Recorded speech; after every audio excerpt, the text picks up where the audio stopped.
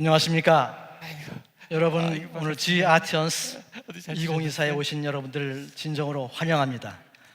어떻게 앉으라? 저기.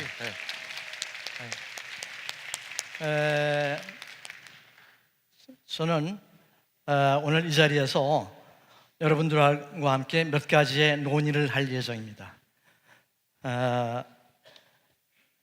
오늘 이 자리는 과학기술자 그리고 문화예술가가 왜 만나야 하는지, 또 만나서 무엇을 할 것인지, 그런 내용을 가지고 시작할까 합니다. 그래서 여기 무대도 객석도 여러분 전부 이 무대를 중심으로 해서 다 앉아 계시는데요, VIP 자리도 따로 없고 이런 큰 행사를 하면서 내빈 축사 또는 내빈 소개, 이런 내용도 다 생략한 아주 캐주얼한 자리에서 시작했습니다. 오늘 융합의 서곡, 또 그리고 창조의 무대, 비전 내용들을 여러분들께서 보셨습니다. 융합을 논하는 자리답게 오늘 모두들 다 격식을 다 내려놓으시고 대화를 진행해 보고자 합니다. 이 자리를 맡아서 준비하면서 저는 계속 한 가지의 생각을 머릿속에서 떠나지 않았는데요, 과학자라고 하는 사람은 무엇이 가능하다라고 말하기 위해서 그 증거를 열심히 찾아가는 사람이고, 예술가들은 무조건 가능할 거야 라고 하는 상상을 하면서 살아가는 사람이라고 생각합니다. 이것이 바로 과학기술과 예술의 본질적인 차이가 아닐까, 그렇게 생각합니다. 그런데 앞서서 본 창조의 무대 어떻게 보셨는지 모르겠습니다. 여러분께서는 상상의 증거를 만나서 또 새로운 가능성이 입증되지 않았을까, 그렇게 생각합니다. 우선 먼저 여기 6분의 패널을 모셨습니다. 6분의 패널들에게 질문을 하나 드리고 싶습니다. 우선 앞서 보신 창조의 무대, 또 원광인 교수님께서 아주 귀중한 기조강연을 해주셨는데, 거기에 대한 소감을 한 말씀 짧게 말씀을 해주시기 바랍니다. 어떻게 할까요? 제가 서 있는 자리에서 이렇게 뭐라고 하나요? 그 시계 방향으로 제 질문을 하겠습니다. 우리 과학기술부에서 오신 국장님, 간단하게 본인 소개와 함께 보신 소감 짧게 말씀. 예. 예, 안녕하세요. 저는 과학기술부에서 미래인재정책국에서 근무하고 있는 홍순정 국장이라고 합니다. 저는 현재 과기부에서 과학문화 확산 업무를 담당하고 있고요. 그래서 아마 이 자리에 초대되지 않았을까, 이런 생각이 듭니다. 오늘 과학하고 예술이 융합되면 어떤 모습일까 항상 되게 좀 궁금했었는데, 오늘 저 원광현 교수님 그 강의 너무 잘 들었고요. 오늘 강연도 이런 식으로 좀 현장에서 융합된 모습으로 나타나고 있구나, 이런 것들을 실제로 체험할 수 있어서 굉장히 좋은 시간이었던 것 같습니다. 감사합니다. 네. 다음은 문화체육관광부에서 오신 신은향 국장님. 네, 안녕하세요. 신은향입니다. 제가 오늘 원광현 교수님 아까 강의 끝날 무렵에 왔는데요, 제가 원광현 교수님을 뵌 게 2003년, 4년입니다. 그때 제가 문화산업대학원 대학 시티 로드맵 만든다고 열심히 뛰어다닐 때 많은 자문을 해주셨었습니다. 그게 벌써 20년도 더 지난 일이더라고요. 그러면서 아까 과학과 예술의 만남이 20년이 더 되었구나 라는 생각을 하게 되었습니다. 그리고 앞에 이제 무대를 보면서 옛날에 꿈꿨던 것들이 구현되기도 하고 현실화된 것들을 보기도 했는데요, 또 한편 조금의 아쉬움을 하자면 아까 그 무용하셨던 분들 그분들의 그런 앞에 그 무용했던 모션 캡처를 해서 화면에 보여주기도 했었는데요, 그런 부분도 되게 좋지만 그 무용수의 근육의 움직임, 얼굴 표정, 눈빛을 우리가 좀 더 교감할 수 있었으면 좋았었겠다. 그게 앞으로 우리가 더 얘기해야 할 과학과 예술의 만남으로 더 확대되면서 구현되지 않을까 싶은 생각이 들었습니다. 네, 감사합니다. 감사합니다. 다음은 오늘 융합의 서곡에서 아주 아름다운 선율로 여러분들에게 아름다운 선율을 선사해 주신 오하이오에서 오신 우리 차인홍 교수님, 바이올리니스트 말씀 좀 듣겠습니다. 예, 저는 오하이오 데이튼시에 있는 그 라이트 주립대학에서 가르치고 있습니다. 이 행사하고 또 다른 일정 때문에 어제 그저께 밤에 대전에 도착했습니다. 제가 가르치고 있는 그 라이트 주립대학의 그 라이트 이름은 WRIGHT, 그래서 비행기를 만든 라이트 형제의 출생지가 제가 가르치고 있는 대학의 그 고장입니다. 그래서 그들을 기념하기 위해서 이렇게 이미 과학의 어떤 그 선구자 역할을 했던 그런 라이트 형제를 기리는 그런 대학에서 이제 가르치고 있습니다. 저는 하여튼 오늘 이렇게 참 귀한 이런 행사에, 이런 모임에 제가 첫 번째 연주를 또 할 수 있는 기회 주셔서 너무 감사하고, 또 저에게 또 과학과 예술의 융합이라는 새로운 어떤 분야를 또 상상할 수 있게 되고 또 기대할 수 있는 그런 좋은 기회를 주셔서 저에게 어떤 감동스러운 오늘 순서였습니다. 고맙습니다. 네, 감사합니다. 다음은 문화기술대학원 카이스트 문화기술대학원의 이성희 교수님. 네, 안녕하세요. 저는 옆 동네 카이스트에서 문화기술대학원 학과장을 맡고 있는 이성희라고 합니다. 오늘 이 아트 앤 사이언스에 가장 적합한 학과가 우리 카이스트에서는 이제 문화기술대학원이고, 그래서 제가 영광스럽게도 초청을 받아서 이 자리에 왔고요. 많은 분들이 참석하신 걸 보니까 이런 아트와 사이언스의 융합이 이제 과학과 예술가뿐만 아니라 이 대중들에게도 점점 포구되고 있구나, 이런 느낌을 받았습니다. 아무쪼록 오늘 하루 즐거운 행사가 되길 바라고 저도 즐겁게 참여하겠습니다. 감사합니다. 오늘 모두에 처음 시작할 때 백남준 아트센터에 대해서 소상히 소개를 해주셨는데, 박남희 관장님 말씀 좀 듣겠습니다. 네, 저도 오늘 굉장히 긴장된 상태로 시작을 했는데, 저는 공연과 그리고 말씀 들으면서 저희가 지금 무엇을 해야 될지, 그 미래에 대해서 사유하라고 하셨던 백남 선생님 말씀이 다시 생각이 되면서, 과학과 예술의 만남이라고 하는 영역이 그냥 분야의 문제가 아니구나, 그리고 일상과 문화에 깊이 개입해야 되는 문제다라는 생각이 들었고요. 무엇보다도 무대와 말씀이 어떤 분야별 담이라고 해야 될까요? 그런 영역들의 경계 없음이 굉장히 인상적이었고, 그 경계 없음이라고 하는 것이 결국엔 내용적으로 지금 이 시대에 우리가 무엇을 고민해야 되고, 그동안 가려 있었던 서로의 칸막이들을 이제 걷어야 되는 그 시발이 이 무대가 아니었나라는 생각이 들었습니다. 네, 네, 감사합니다. 원 교수님께서도 짧게. 저는 그냥 뭐 느낌표 3개. 예. 예.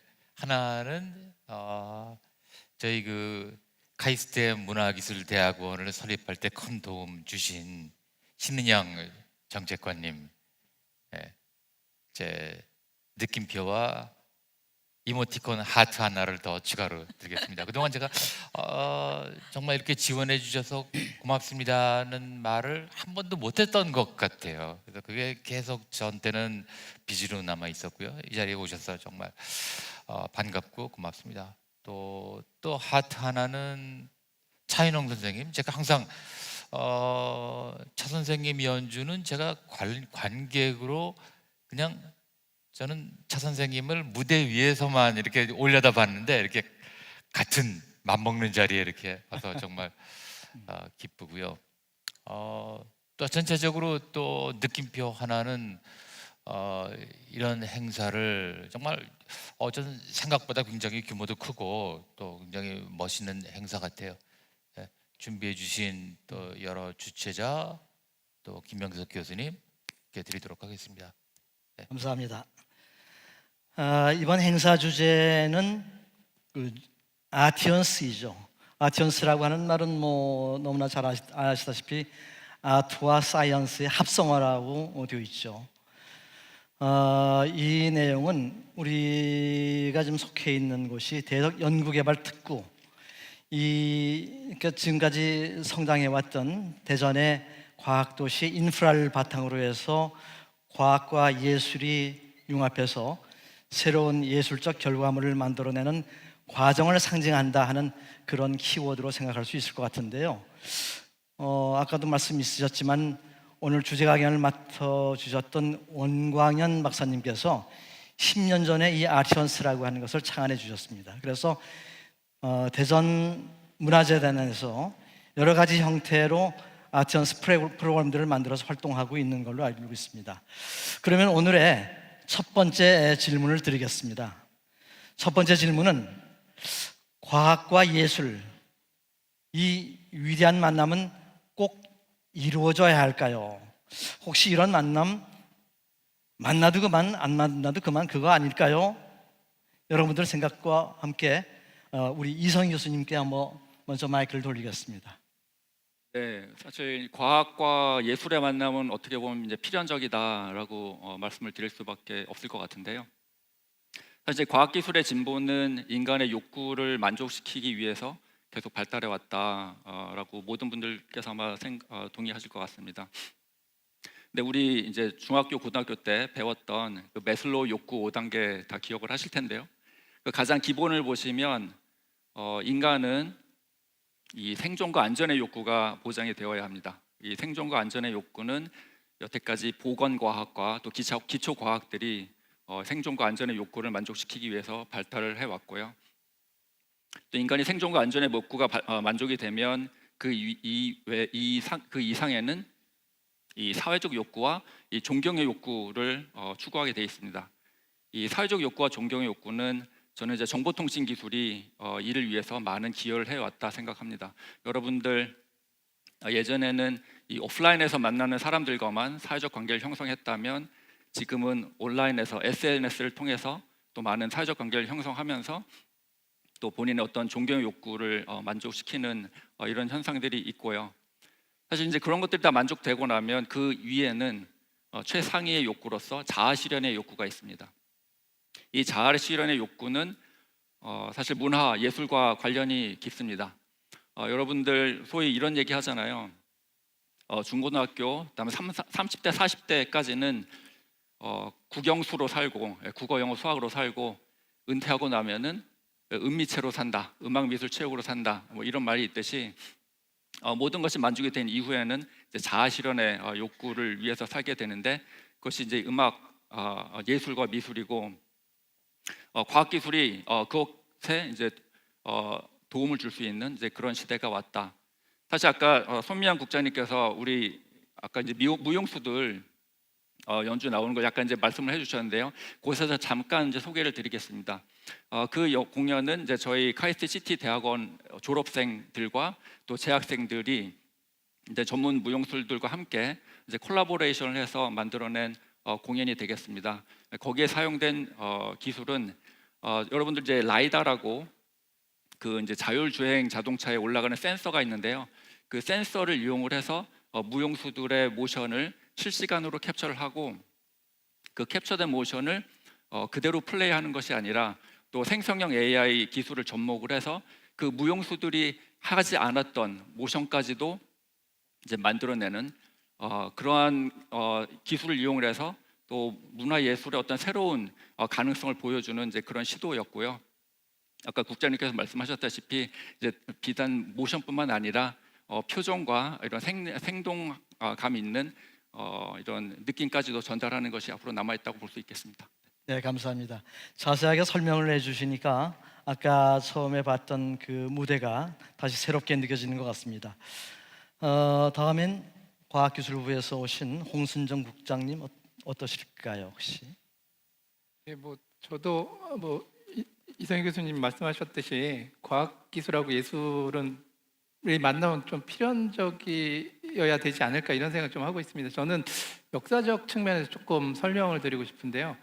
원가영 교수님께서 아까 그 강의를 잘 해주셨지만 우리 그 인류사에서 가장 크게 진보했던 시기가 이제 르네상스인데, 르네상스는 비단 제가 봤을 때 어떤 문화예술적 측면에서 발전한 것도 있지만 과학기술 분야에서도 가장 비약적으로 발전한 시기가 아닌가 생각됩니다. 아마 많은 예술가들이 과학기술적 지식도 함께 융합해 가면서 그렇게 인류의 발전과 인류의 성장과 또 뭐 이런 것들을 이끌어오지 않았나 이런 생각이 좀 들고요.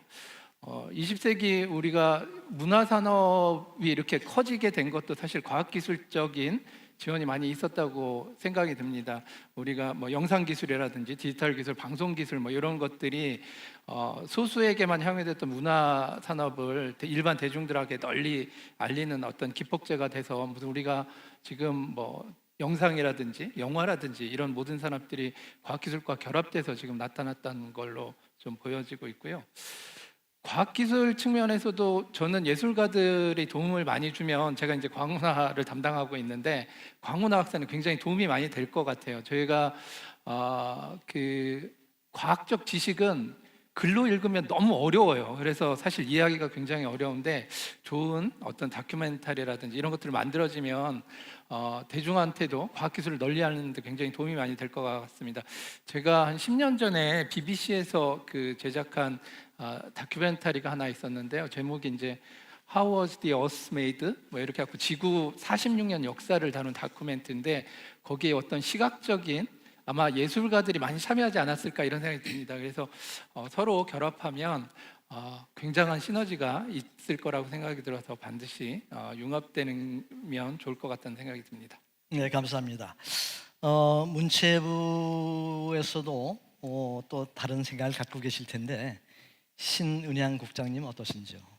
네, 저도 뭐 과학과 기술의 만남은 필연일 뿐만 아니라 이미 우리 속에, 생활 속에 들어와 있다고 생각을 합니다. 사실 예술과 과학의 만남이 이제 필연이라고 했을 때 서로 어떤 작용들을 할 수 있을까? 먼저 생각을 해보면 예술의 입장에서 예술은 과학의 미래를 보여준다고 생각을 합니다. 저희가 옛날에 CT라는 걸 2000년 초반에 얘기하기 시작했을 때 많은 예를 들었던 것들 중에 하나가 스타트rek이었어요.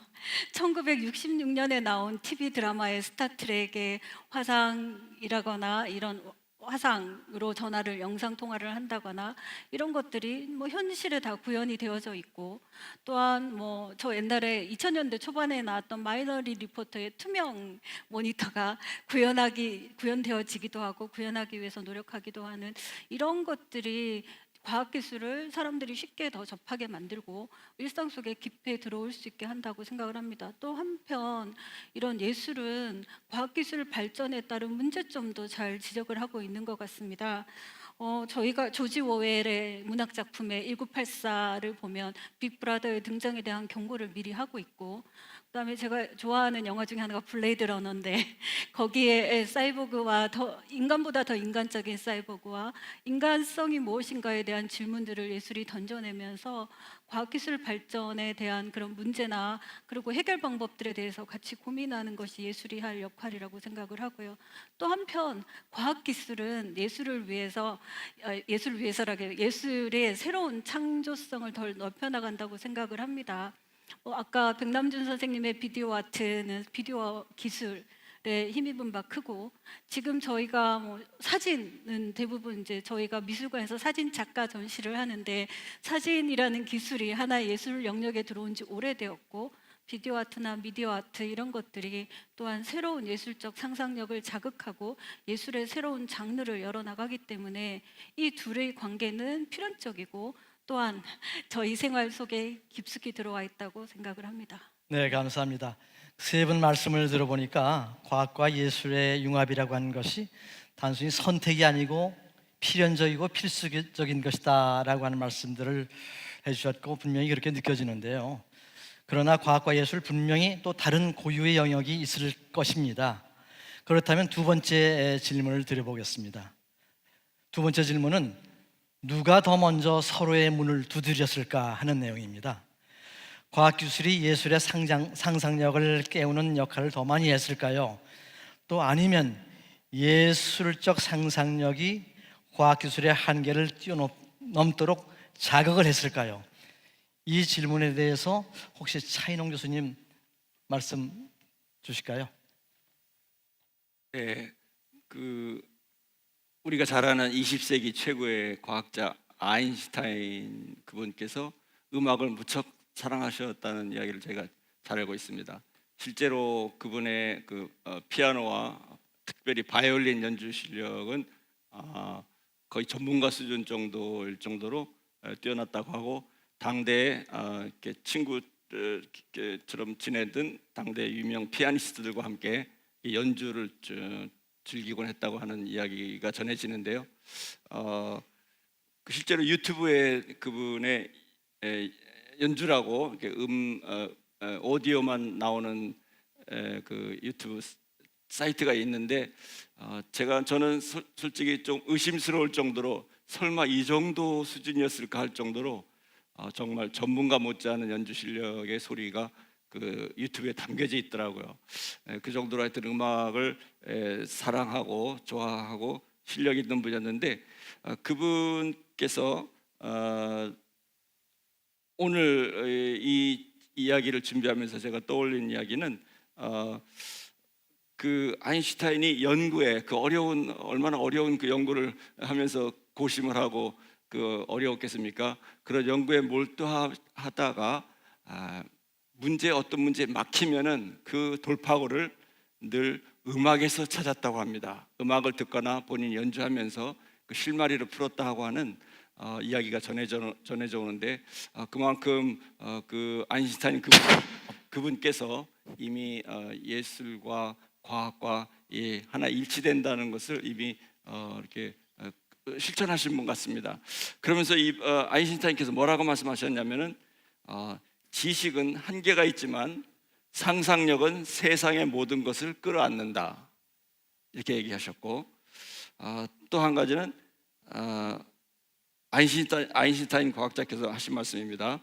위대한 과학자는 위대한 예술가와 같다. 네, 이렇게 이미 정말 예술과 과학이 일치한다는 것을 이미 이렇게 얘기해 주신 것 같습니다. 그래서 저는 음악을 하는 사람으로서 이제 클래식 음악입니다만은 정말 수백 년 전에 만들어진 고전 음악을 연주하고 또 지휘하면서 악보를 스터디하고 하면서 느낀 것은 그 음악 자체가 굉장히 상상력과 자유로운 것 같지만, 사실은 그 음정, 화음, 리듬, 그 박자 뭐 이런 것들이 굉장히 과학적으로 그 규칙을 지키지 않으면 절대 아름다울 수 없는 그렇게 작곡들이 되어 있습니다. 그래서 그것들이 엄청나게 엄격하고, 절대 음악 연주하는 사람으로서는 자유롭게 함부로 연주할 수가 없습니다. 근데 결국 음악을 듣는 관객은 무한한 그 자유로움을 느끼는데, 저에게는 늘 아이러니하고요. 어쨌든 음악 전문가들이 하는 이야기는 고전 음악의 모든 그 작곡이나 그 작품들은 완벽히 그 과학적이고 수학적인 그런 요소들로 작곡이 되었다. 근데 저는 젊었을 때는 몰랐지만은 이제 그 느낌을 좀 알 것 같습니다. 그래서 결국 연주하는 사람들은 그만큼 철저히 준비하고 과학적이어야 되고 엄격해야 되는데, 듣는 사람들에게는 무한한 상상력을 전달하고 무한한 그 자유로움을 느낄 수 있는 게 이 고전 음악의 매력이구나, 이렇게 생각을 하고, 또 조금은 여담입니다만은 제가 연주한 바이올린 악기, 현악기도 거의 한 400년 전에 만들어진 악기들이 오늘날 정말 세계 최고의 소리를 내는 악기들이고, 수백만 불씩 줘야만 악기를 살 수 있거든요. 자그마한 나무로 만들어진 그 하나가. 그런데 그것이 그 400년 전에 그 장인들의 손에 의해서 만들어졌는데, 결국은 아직도 그런 아름다운 소리를 낼 수 있는 악기를 못 만들기 때문에 현대 과학이 그 연구를 많이 했습니다. 많은 예산을 가지고 연구를 한 결과, 이것은 지금 오늘날의 과학과 어떤 컴퓨터를 사용한 이런 과학적인 이렇게 우리가 어드밴스된 오늘날보다 그 400년 전에 그 장인들이 만든 그 치수, 모양, 뭐 두께, 뭐 크기, 또 어떤 화학적인 칠, 이 모든 것이 오늘날의 현대 과학보다 더 완벽하게 과학적으로 만들어졌다. 이래서 그거는 무슨 연주 퍼폼의 분야는 아니지만은 이미 그렇게 완벽한 악기 자체도 과학적으로 만들어졌다. 이래서 아무튼 뭐 저는 과학의 전문의는 아니고 이해가 부족합니다만은 앞으로 이런 과학 기술과 예술의 융합이 어디까지 우리에게 그 결과를 보여줄지 저도 개인적으로 상당히 기대를 하고 그 모든 작업들과 결과는 아마 과연 상상을 초월하는 굉장히 혁신적인 작업이 되지 않을까 이렇게 생각합니다. 네, 감사합니다. 우리 차인홍 교수님께 큰 박수 한번 드릴까요? 오늘 저희가 준비한 질문이 6가지인데 이제 2가지가 끝났거든요. 조금 더 빨리 진행을 하도록 하겠습니다. 오늘 교수님 제가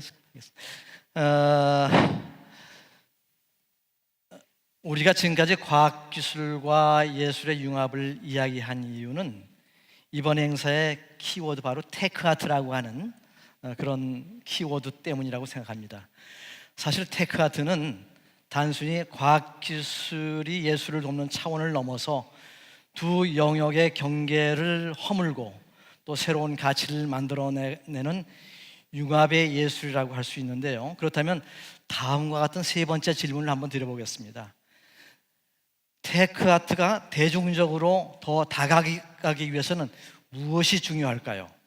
더 첨단 기술적이어야 한다. 아니면은 예술과 감성과 공감이 더 담아져야 한다. 어느 쪽일까요? 여러분들도 한번 그 공감 볼을 한번 눌러주시죠. 박남희 관장께 먼저 그 내용 말씀 좀 질문을 드려볼까요? 네, 제가 이제 질문이 굉장히 어렵기도 하고 쉽기도 하고 왜냐하면 무엇이 먼저 다가가야 한다라고 하는 것은 사실 어떤 목적이냐에 따라서 좀 다른 것 같습니다. 그러니까 대중에게 이 예술과 기술 또는 기술과 예술의 결합 형태의 예술이라고 하는 부분이 어떻게 다가갈까? 그건 사실은 저희가 백남준 예술에서 한번 그 사례를 볼 수 있을 것 같아요. 백남준 선생님이 그 1984년에 이제 굿모닝 미스 오웨를 했을 때 텔레비전이라는 매체를 통해서 인공위성을 이용한 텔레비전 매체를 통해서 전 세계가 만나려고 했을 때 백남 선생의 목적은 딱 하나였어요. 지구 반대편에 있는 사람들이 서로 어떻게 생겼는지 이 공통의 예술을 통해서 만나게 하는 게 핵심이었습니다. 결국에는 그 모든 예술이 어떤 예술가가 또는 과학자가 가지고 있는 어떤 목적에 의해서 적극적으로 그 해결의 방법들이 이제 찾아지는 게 아닌가라는 생각이 들었습니다. 굿모닝 미스 오웰도 그랬고, 그리고 사실 글로벌 그루브라고 하는 대표적인 이제 비디오 아트 작품이 있는데요. 그 장면을 보면 부채춤도 들어가 있고 탭댄스도 들어가 있고 첼리스트 샬롬 무어맨의 첼로 연주도 들어가 있고 굉장히 다양한 영역들을 섞었습니다. 테크아트라고 하는 또는 뭐 아트앤텍이라고 하는 이 영역이 그 영역들을 서로 연결하면서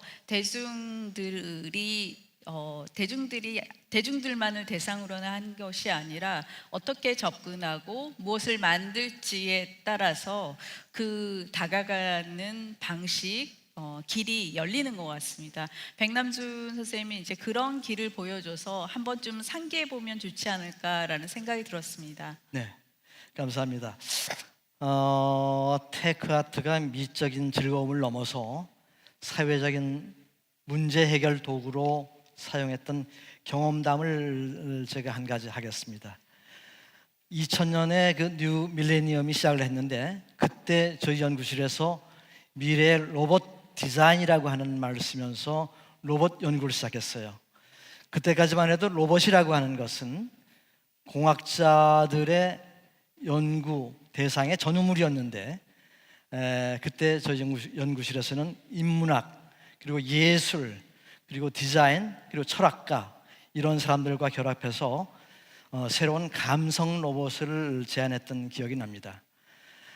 또한 그 고령화 사회를 대비해서 실버 케어 로봇이라든가 어린아이들을 케어할 수 있는 키드 케어 로봇 이런 것들을 제안해서 사회적인 새로운 이슈를 만들었던 기억이 나고요. 또 최근에 카이스트에서는 세계적인 소프라노 가수 조수미 선생을 모셔서 석학 초빙 교수로 모셔서 학교 내에 지금 조수미 공연 예술센터라고 하는 것을 만들었습니다. 그리고 거기에서 연구한 결과를 조수미 선생과 인공지능이 반주를 해주는 피아노에 맞춰서 노래를 부르거나 최근에 또 기계공학과에서는 빅뱅의 멤버인 그 G 드래곤 권지용 씨죠. G 드래곤을 또 초빙 교수로 모셨어요. 여러분들이 질문을 합니다. 왜 어째서 G 드래곤이 카이스트 교수로 됐을까? 그 얘기에 대한 의문이 여러 방면에 있을 텐데 그 내용은 바로 최신 과학 기술의 힘을 이러한 새로운 K컬처에 입혀서 또 세계화에 기여해 보겠다는 새로운 시도이고 실험이라고 생각을 합니다. 또 하나는 대전시 홍보대사인 세계적인 플루티스트 최나경 씨가 있어요. 최나경 씨는 지난해에 또 AI 인공지능이 반주해주는 또 같이 반주해주는 피아노에 맞춰서 플룻 공연을 한 것도 기억이 됩니다. 그러나 과학기술이라고 하는 것은 문화예술과 협업이 이렇게 쉽게 이루어지는 것은 않을 거라고 생각이 되기 때문에 우리가 아주 끈기, 인내를 가지고 지속적으로 연구해야 할 것 같습니다. 이어서 원관진 교수님께 잠깐 말씀을 묻겠습니다. 이 지금 말씀한 내용에 대해서 좀 말씀 주실까요? 길게 할까요? 짧게 할까요? 적당히 해주시죠. 짧게는 저는 관장님 의견에 100% 동의합니다. 네. 여기 짧은 거고요. 또 구구절절 또 얘기하자면 그냥 그래도 짧게 하겠습니다. 대중에게 다가가기 위해서 무엇이 중요할까요? 지금 테크 아트라고 하신 거는 테크놀로지에 기반한 아트를 말씀하시는 거죠? 그렇다고 볼 수 있겠죠. 네. 그렇게 지금 이해를 한다면 뭐 아트가 항상 테크놀로지 기반이었죠. 역사적으로 볼 때 아닌 적은 별로 없었던 것 같아요. 예전에 유화부터 시작해서 또 선형 원근법 또 뭐 등등 해서 아닌 적은 없었던 것 같아요. 특히 공연 예술 쪽은 굉장히 테크놀로지 기반이 되는데 다만 우리가 그런 것들을 구태여 테크놀로지 아트라고 부르지 않는 이유가 있죠. 왜냐하면 테크놀로지가 안 보이니까. 그러니까 전 중요한 게 그건 것 같아요.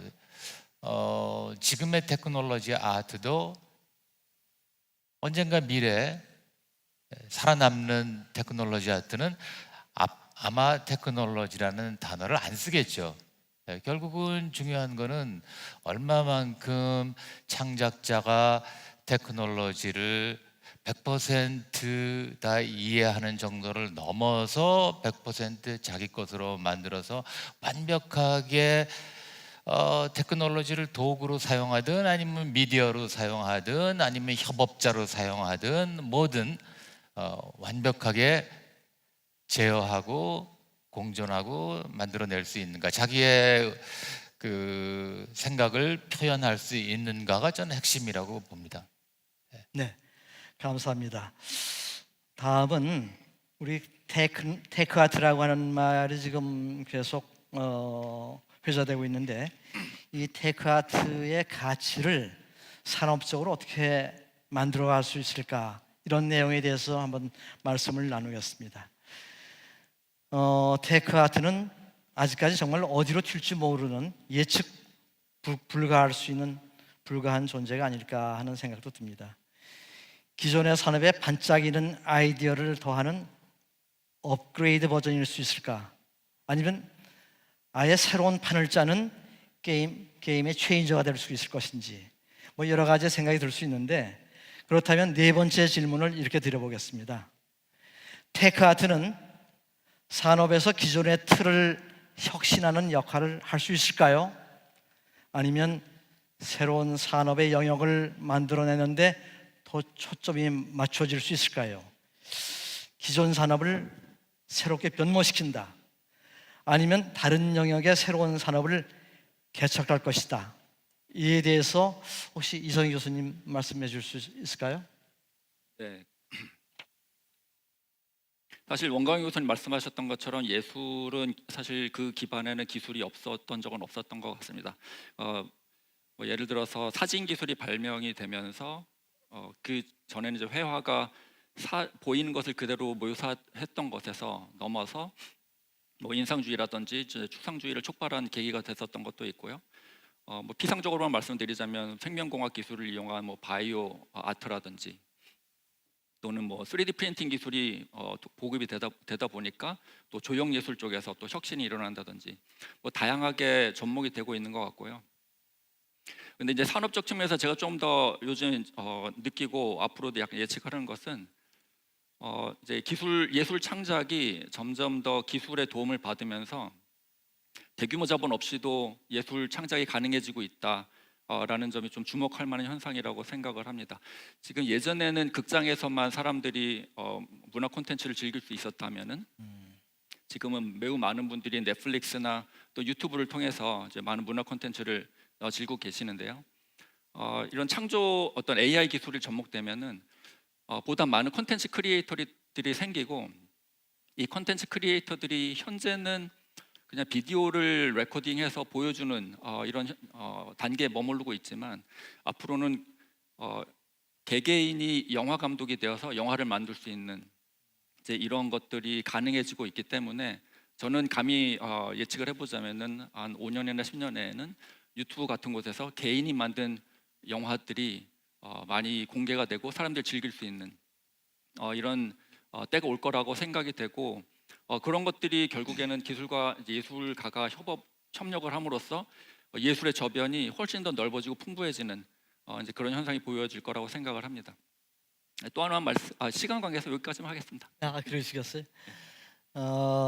이어서 우리 박남희 관장님 의견은 어떠신지요? 이성희 교수님께서 지금 말씀해 주신 거가 굉장히 지금 이어서 말씀드리기 좋은 것 같은데요. 백남준 선생님이 1973년에 1인 미디어 시대를 열다. 언젠가 우리는 모두가 각자의 채널을 가질 수 있다. 정말 그 시대가 왔고, 그걸 작품으로 보여주셨고 예언을 했는데, 지금 시대의 산업이 그대로 진행되고 있는 걸 보면 예술이 상상했었고 과학기술이 그 산업의 기반이 돼서 지금 시대를 이끌어온 것 같다라는 생각이 듭니다. 백남 선생님이 한 5가지 정도의 기술을 예언을 하셨는데, 그 첫 번째가 이제는 인터넷입니다. 인터넷의 탄생이었고, 그다음에 두 번째는 비디오 아트의 탄생이었고, 세 번째는 기후 위기라고 하는 부분에 대한 예견이 있었고, 네 번째는 이 미디어가 글로벌한 성격을 갖는다라고 하는 글로벌 미디어였고요. 다섯 번째가 스마트폰이었습니다. 이 5가지 중에 저희가 지금 예술과 그리고 과학적으로 그리고 산업적으로 다 연결돼서 우리 삶에 깊숙이 개입되고 있다라는 것을 이제 확인할 수 있었던 것 같습니다. 그래서 이런 부분들이 결국에는 예술가의 상상력과 과학적 실현이라고 하는 부분이 산업 사회의 새로운 모델들을 만들고 미래를 생각하게 하는 그런 부분이 아니었을까라는 생각이 들었습니다. 네, 감사합니다. 홍순정 국장님, 혹시 과기부에서도 이 산업적 가치에 대해서 한 말씀 주시겠어요? 예, 뭐 원광은 교수님, 뭐 이성애 교수님, 그다음에 박남희 관장님께서 그 기술과 그 융합된 그 우리 그 문화 산업이 어떻게 혁신되어 왔는지 이런 것들을 좀 잘 설명해 주신 것 같고요. 거기에 조금 더 덧붙이자면 제가 사실은 기술적인 거는 잘 모르지만 이제 제가 들은 것 중에 하나가 요새 이제 과학자들이 연구하는 영역 중에 하나가 그 오감을 그 통신 기술을 통해서 전송하는 기술에 대해서 뭐 이런 연구가 진행된다고 합니다. 지금 모든 그 문화 산업이 시청각 중심인데 거기에다 촉각, 뭐 미각, 후각 이런 것들이 결합된 이런 그 기술들이 개발되고 있다고 제가 들었습니다. 그래서 이런 것들이 개발이 되면 훨씬 더 그 문화 산업이나 예술 산업 영역에서 훨씬 더 풍성하고 풍부해지지 않을까 이런 생각이 들고, 이렇게 되면 기존 산업 틀도 많이 바뀌어야 되지 않나 이런 생각이 좀 듭니다. 그래서 아주 앞으로 이 디지털 기술이 발전되면 발전될수록 이 문화 예술 산업 영역이 아주 무궁무진하게, 아니면 타 산업 영역으로 크게 확장될 수 있는 가능성이 무궁무진하다고 생각합니다. 네, 네, 감사합니다. 문체부의 신 국장님께서도 한 말씀 있으실 것 같은데요. 처음에 이 질문을 봤을 때 당연히 기존의 틀을 깨는 거지라고 생각을 했었습니다. 사실 사진 기술의 발전이 기존의 회화의 틀을 깨서 추상 미술로 가게 하고 개념 미술로 가게 하는 촉발점이 되었다고 생각을 하거든요. 그렇지만 또 자세히 한 번 더 고민을 해보니 기존의 틀을 깨는 혁신의 기능뿐만 아니라 이게 그 혁신이 지속 가능하기 위해서는 어떤 산업적 영역을 만들어내는 게 되게 중요하다는 생각을 했습니다. 사실 기술이 한번 새로운 시도를 해보고 구현 가능하게 할 수 있지만, 사실 아까 했던 공연들도 다 마찬가지고, 아까 여러 시도를 카이스트에서 하신다고 하셨는데요. 그런 시도들을 새로운 기술이 들어간 그런 작품을 만들 때 5분, 10분짜리 작품을 만들 수 있는데, 실제로 공연을 올릴 때 뭐 1시간, 2시간 끌고 나가는 힘은 결국 스토리의 힘이고 예술의 힘이거든요. 그래야지 사람들이 그 공연을 보러 올 거고, 그 공연에 늘 소비를 하고, 그 소비가 다시 산업적으로 들어가기 위해서는 이런 산업적 틀에 대한 고민이 되게 필요하다. 일회성의 기술적 접목이 아니라 이게 어떻게 사람들이 자기 소비, 돈을 내어서 소비하겠다는 욕구까지 끌어내기 위한 산업적 틀에 대한 고민이 더 필요하다는 생각을 하게 됐습니다. 네, 감사합니다. 테크아트라는 이런 멋진 융합이 이루어지는 과정을 가만히 살펴보면 한 가지 흥미로운 질문이 한 가지 떠오를 수 있습니다. 그렇다면 과연 이 놀라운 융합의 주도권을 누가 쥘 수 있을 것인가? 창작자가 주도권을 쥔다면 더 감각적이고 예술적인 방향으로 나갈 것이고, 과학기술자가 주도권을 준다면 더 혁신적이고 강력한 도구로 진화해 나갈 가능성이 크죠. 그렇다면 다섯 번째 질문을 이렇게 드려보겠습니다. 테크아트의 주도권은 창작자가 아니라 과학기술자가 가져갈 것이라고 생각하나요? 그렇다. 테크아트는 기술로 움직이니까 기술자다. 아니다. 결국 창작자의 감성이 테크아트를 주도해 나갈 것이다. 이번 질문이 조금 애매모호할 수도 있는데 혹시 차인홍 교수님 생각 있으시면 말씀 부탁드리겠습니다. 저한테 이렇게 어려운 질문을 주십니까?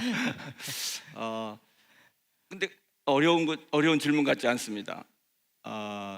그 테크아트의 뭐 기술자라고 말씀하셨는데, 기술과 창작자 또 뭐 공연자 두 분야가 주도권을 가져야 된다고 생각하고 그럴 수밖에 없다고 생각을 합니다. 그래서 이 두 분야가 서로 주도권을 갖고 함께 했을 때 그 결과가 최상의 결과가 되지 않을까 이렇게 생각을 하고, 이 테크아트와 예술의 결합 두 분야가 주도했을 때 결국 창작의 가능성은 물론 또 공연 예술의 어떤 그 최고, 또 다양성, 또 관객과의 소통이나 이런 변화, 이런 것들의 최고를 이 두 분야가 주도권을 같이 갖고 함께 갈 때 다 이룰 수 있다고 생각합니다. 네, 감사합니다. 과학자이시면서 지금 현재는 카이스트 문화기술대학원에서 문화기술 분야의 새로운 분야를 개척해 나가고 계시는 이성희 교수님도 아마 의견이 있으실 것 같은데 어떠실까요? 네, 보통 이제 기술자 예술가를 좀 나눠서 생각하는 경향이 있습니다. 그리고 그 경향은 점점 더 심화되고는 있는 것 같은데요. 그게 이유가 사실 뭐 기술은 예전부터 어려운 것이다, 뭐 전문가만 해야 되는 것이다. 이제 향유의 측면에서도 마찬가지로 그랬었는데 예술도 이제는 배우지 않고서는 잘 이해하기 어려운 그런 어떤 단계에 이르렀다라고 이제 보이기는 하거든요. 근데 그럼에도 불구하고 결국에 사람들에게 감동을 주는 것은 또 예술이고 그 밑에 기술이 깔려 있다고 한다면 저는 이제 예술과 기술을 잇는 테크니컬 아티스트의 역할이 굉장히 중요하다고 봅니다. 이 테크니컬 아티스트는 예술적 이해와 함께 또 기술적 소양이 있는 그런 직군을 이야기를 하고요. 어떤 이제 헐리우드에서는 그런 테크니컬 아티스트들이 예술가들이 원하는 기술을 개발을 하고 또 새로운 기술이 생겼을 때 그것을 예술가들이 어떻게 쓸 수 있는지를 전달하는 어떤 브릿지 역할을 하는데 이러한 테크니컬 아티스트들이 한국에도 많이 육성해야 된다고 생각을 하고 있습니다. 네, 감사합니다. 마지막으로 다음은 그 테크아트의 미래의 가능성 그리고 정부의 역할에 대해서 잠시 정리하는 시간을 갖겠습니다. 오늘 우리는 테크아트가 과학과 예술의 경계를 허물고 새로운 가치를 만들어내는 혁신의 중심이라는 점을 확인하고 있습니다. 기술과 예술이 만나는 이 장르는 단순히 창작과 산업을 넘어서 국가의 경쟁력을 강화하고 미래의 사회를 변화시킬 잠재력을 가지고 있습니다. 그렇다면 이런 질문을 드리고 싶은데요. 테크아트가 진정한 미래를 열기 위해서는 무엇이 필요한가요? 정부의 정책적 지원이 더 중요할까요? 아니면 민간의 창의적인 도전이 더 중요할까요? 테크아트의 미래 가능성을 키우기 위해서는 정부와 민간의 역할 중 어느 것이 더 중요할까요?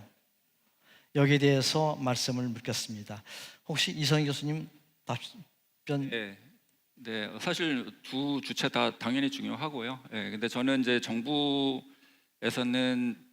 틀을 잡아주고 또 지원을 하는 이제 그런 시스템이 중요한 것 같은데 문화기술 이제 R&D 측면에서는 저는 현재는 어떻게 보면 약간 기술 중심의 지원이 좀 이루어지고 있다고 보고 있습니다.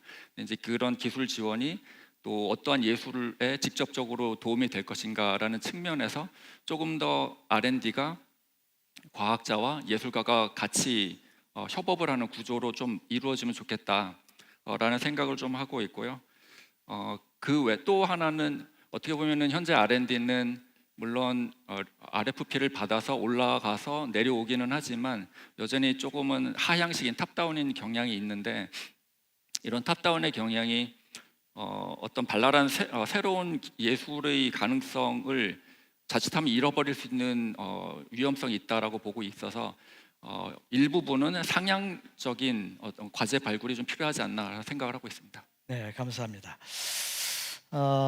정부 측을 대변해서 우리 문체부의 신은양 국장님, K-테크아트 발전을 위해서 문체부의 의견을 한번 청해 보겠습니다. 교수님 말씀하셨듯이 민간과 정부 각자의 역할이 있다고 생각을 합니다. 사실 예술과 기술 융합에서 키를 잡고 경쟁력을 강화하는 건 민간이라고 생각을 합니다. 민간의 혁신과 도전 정신이 이 모든 걸 만들어 내가는 출발점이자 귀결점이 될 것 같은데요.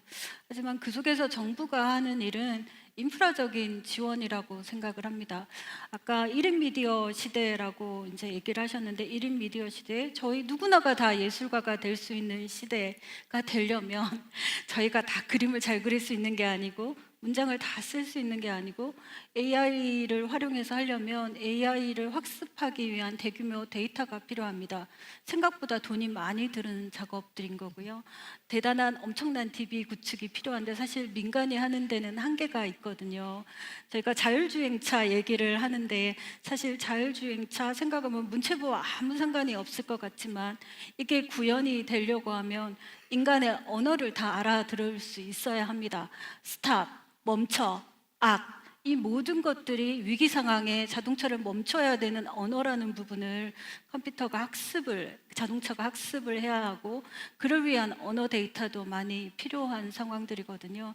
그래서 이러한 거대한 인프라를 갖추는 건 사실 민간에 맡겨놓을 경우 뭐 저희도 구글처럼 MS처럼 거대한 글로벌 기업이 있다면 모르겠지만 그렇지 못한 저희 나라의 사정 하에서는 그리고 한국어나 한국 예술이 전 세계 시장에서 보면 좀 마이너인 예술의 상황에서 저희의 이런 예술을 AI 상에서도 이제 구현해내고 새로운 융합의 과정에 어떤 한국적인 요소들이 들어가려고 하면 그에 대한 대규모 데이터 구축이나 학습을 위한 여러 정부 차원의 지원이 있어야 될 것 같습니다. 네, 감사합니다. 과학기술부의 정책 기조에 대해서 마지막으로 홍순정 국장님께 말씀 부탁드리겠습니다. 예, 저도 그 문체부 국장님하고 좀 비슷한 생각인데요. 그 문화산업 영역은 또 과학기술 영역도 좀 비슷한데 창의성이 되게 중요한 영역입니다. 여기에는 사실은 이 창작자 중심의 아니면 과학기술자나 예술가 중심의 어떤 그 정책이 주도되는 정책이 있어야 될 거라고 생각하고요. 정부는 그거를 좀 보조하는 역할을 좀 하는 차원에서 역할을 해야 된다고 생각합니다.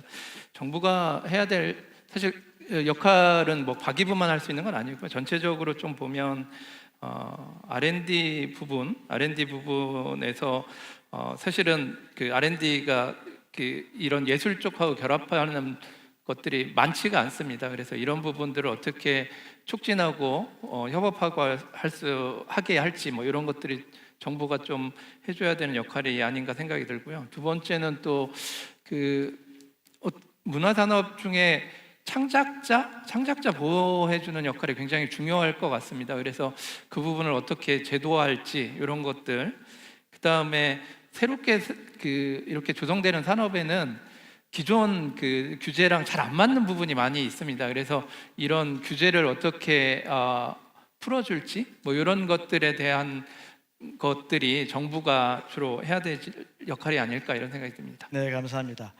정부를 대표해서 두 국장님의 말씀에 과학과 예술 분야에서 아주 새로운 활력소가 될 수 있을 것으로 생각합니다. 혹시 끝으로 원근 교수님 마무리 말씀해 주시겠어요? 네, 아까 질문이 정부가 예, 더 중요하냐, 민간이 더 중요하냐 맞습니다. 였죠? 네, 네. 이건 마치 어린아이한테 엄마가 더 좋아, 아빠가 더 좋아 하는 질문과 비슷한 것 같아요. 다만 우리 민간에 실제 일하시는 분들은 다 자기 일을 열심히 또 애정을 갖고 하죠. 따라서 이 자리에서는 정부에 대한 좀 바람 좀 얘기하면 좋을 것 같아요. 저는 정부 역할이 굉장히 중요하다고 생각해요. 특히 우리나라 환경에서는. 이미 1999년에 그 문화부에서 사실 그 정부에서 큰 비전을 제시했습니다. 차세대 성장 산업 해서 5개를 들었거든요. 그러니까 IT, BT, 그다음에 NT, NT for 나노, 그다음에 ET for 에너지, 그다음이 사람들을 놀라게 했던 게 CT였어요. 정말 획기적인 일입니다. 왜냐하면 그 당시로 돌아가면 문화 산업이라는 거는 정부 입장에서 보면은 규제의 대상이지 지능의 대상이 아니었어요. 예, 그때부터 아주 패러다임 시프트가 일어났습니다. 그래서 오늘날 우리가 이렇게 K 콘텐츠에 기반한 문화 또 예술도 크게 성장하게 된 이유도 있거든요. 그래서 저는 정부의 어떤 아젠다 세팅, 그다음에 그것을 실행해 주시는 건 정말 일선 예술가, 일선 사업가 또 과학자들 입장에서는 가장 중요한 것이 아닌가 해요. 다만 오늘 같은 자리 정말 좋은데 과기부 다 잘 아세요. 또 문화부 다 잘 아세요. 문제는 뭐냐? 이 두 부처에서 예산을 어디로 올리죠? 기획재정부로 올립니다. 거기는 완전히 다른 세상입니다. 그래서 따라서 이 행사 내년도 하실 겁니까? 하실 거면은 두 부처뿐만이 아니고 기획재정부에 계신 분을 올려서 우리가 설득을 해야 됩니다. 그래야 더 풍성한, 더 좋은 기회가 있을 거로 생각합니다. 알겠습니다. 우리가 정부의 예산을 또 많이 요구하고 필요로 해야 하는 그런 말씀을 해주셨습니다. 오늘 그 미래의 대화를 통해서 과학과 예술이 융합이 단순히 아이디어가 아니고 현실적이고 강력한 변화의 동력임을 확인했습니다. 테크아트는 기술과 예술이 함께 만들어가는 새로운 문화이자 산업이고 우리 사회의 국가의 미래를 이끌 혁신의 중심이라고 생각합니다. G 아티언스의 비전처럼 오늘 논의가 한국이 글로벌 테크아트의 중심으로 자리 잡는 데 기여하기를 희망합니다. 함께 이 자리에 해주신 여러분께 감사드리고 앞으로 테크아트가 지속 가능하고 선한 영향력을 끼치는 혁신의 장으로 발전하기를 바라면서 오늘 미래의 대화를 모두 마치겠습니다. 참석해 주신 여러분 감사합니다.